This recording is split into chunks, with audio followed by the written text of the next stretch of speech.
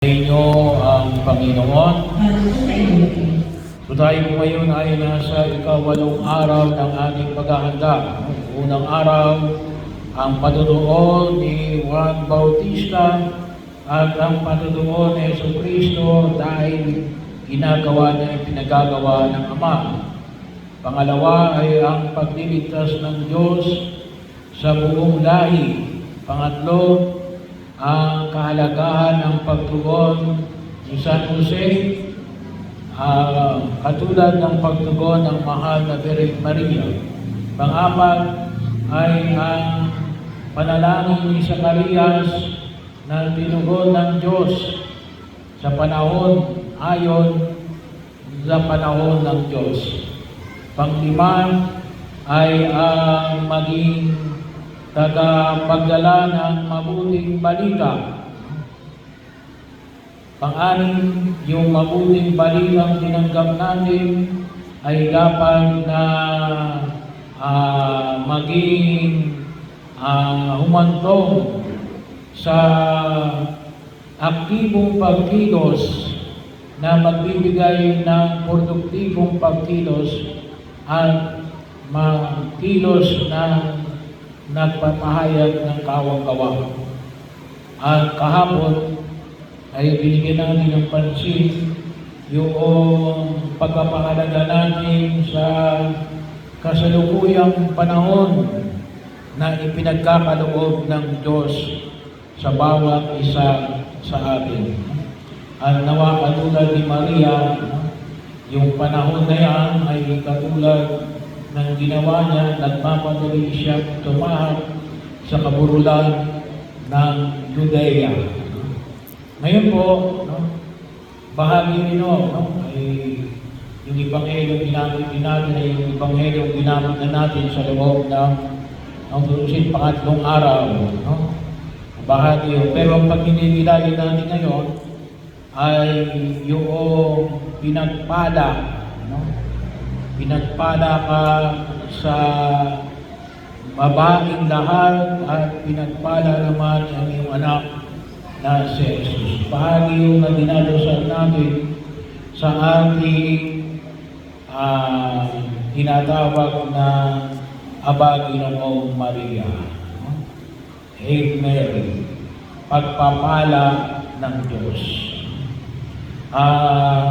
Pagkakataon na kung saan ay nawa makita ko natin na hindi lang si Maria ang pinagpala.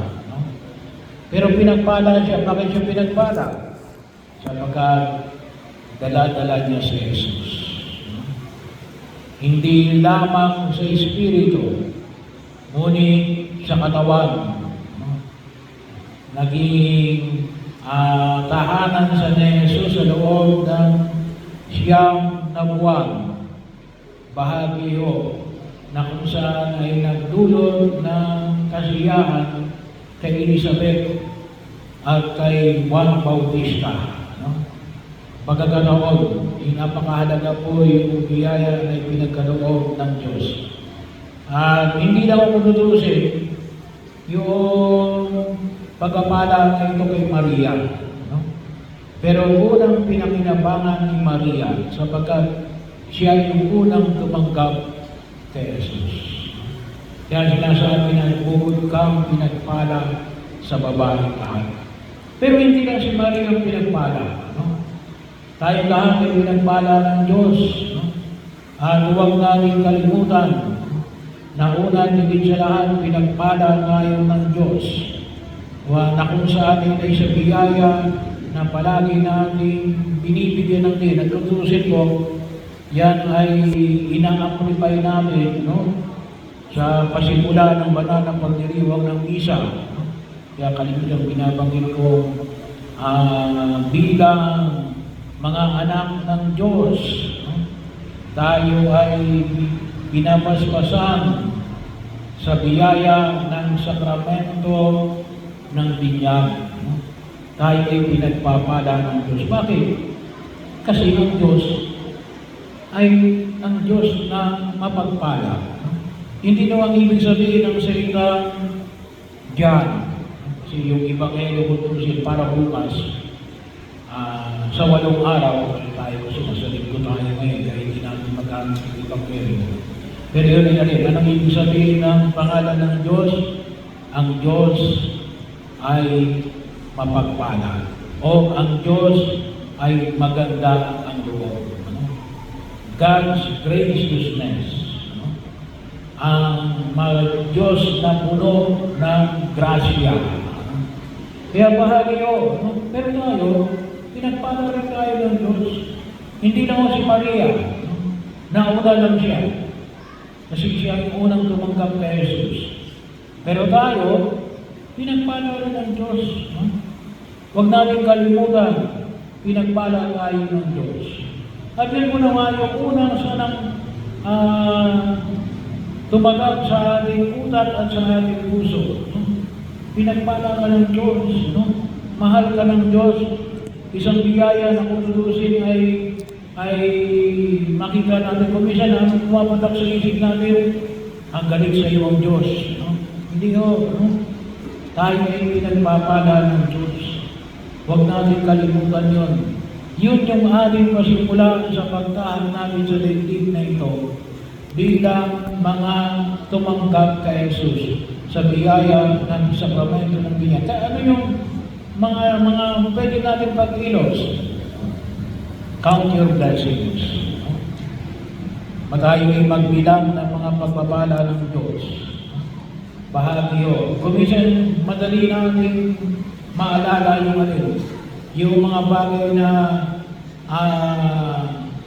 dinanas natin na nagdulot sa atin ng kapigatian. Kaysa yung mga bagay na dinanas natin na nagdulot sa atin ng kaayusan o kabutihan. Medyo may pagka-negative kasi tayo. Siguro gawain ng baik ng kasalanan original. Pero ang unang dapat na maging bahagi at palagi siya lang nasa likod ng ating kaisipan ay alin? Pinagpala ka ng Diyos. Pinagpala ka ng Diyos. Kung sakali bang dinaranas mo ay hindi mo naramdaman yung pagpapala ng Diyos, ay siguro sapagkat lumalayo ka sa Diyos. Pero ang gusto ng Diyos sa atin ay pagpalain. Kaya nga siya ay nais niyang ipakita yung bahagi na ito na alin. Siya ay isinilang sa daigdig na ito na siya pinagdiriwang natin ngayong kapasuhan ng kanyang kapanganakan. At yan, handa siyang magpapako sa krus at muli mabuhay para alin? Para makamit natin ang kaligtasan. So, bahagi yun. Pero yun ang una, count your blessings. Ang pag-isa niya, iba rin ang binibilang nila yung kanilang pagiging sawing palad. Huwag inang bilangin ng inyong pag-sawing palad. Lalo lang kayo magiging sawing palad. Na dinanas na nga yung kahirapan, muli nyo pang dinaranas yung paghihirap na yan, simply by remembering them. Pero ano yung nais natin makita higit sa lahat? Na makita natin na alin, sa gitna ng mga pagsubok at hamon ng daigdig na ito, ang Diyos ay nawa makita natin bilang Diyos na mapagpala. At yun po naman, kaya ngayong, sabi nga natin ngayong panahon na ito, pilgrims of hope. Huwag natin kalimutan, pinagpala kayo ng Diyos, pinagpala tayo ng Diyos. Kaya kung inuulit ko ulit naman kapag may mga nagmamano sa akin, ang sinasabi ko ay pinagpala ka ng Diyos. Hindi ko ginagamit yung pagpalain ka ng Diyos. Bagaman, siguro, a small difference, pero gusto ko kayo amplify natin na bago ka pa lumapit para magmano sa akin, pinagpala ka na ng Diyos. And every time na tayo ay nagmamano, we reaffirm that belief na pinagpala tayo ng Diyos. At ano higit sa lahat ng pagpapala na ginawa ng Diyos? Siguro marami kayong mabibilang bilang bahagi ng pagpapala ng Diyos. Maging yan may sa material na bagay, maging yan man ay bahagi ng kultura o bahagi ng iyong pang-araw-araw na buhay, trabaho, pagkakataon na kung saan ay naranasan natin sa daigdig na ito. Pero yung higit na pagpapala ng Diyos ay alin? Yung dulot niyang pagliligtas. At ano yung dulot niyang pagliligtas? Na tayo ay binigyan niya ng bagong buhay, pinatawad ang ating mga kasalanan. No? Yun naman yung huwag natin kalimutan. No? Yung kapanawaran ng kasalanan. Yan ang higit na pagkakataon na kung saan ay makita. At ang Diyos ay patuloy, hindi lang on the past tense. No? Ngunit, maging sa kasalukuyan, ay inihahanda niya yung biyaya na kung saan higit nating pakinabangan. No? Kaya na kailangan lamang ay umapit tayo sa kanyang harapan. No?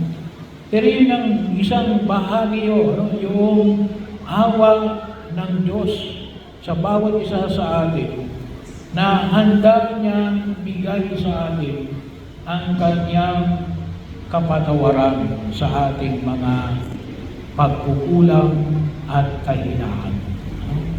Pagkakataon, no? At sana po, yun ang higit nating pakinabangan, ang biyaya ng patuloy na pagliligtas ng Diyos sa gitna natin. No?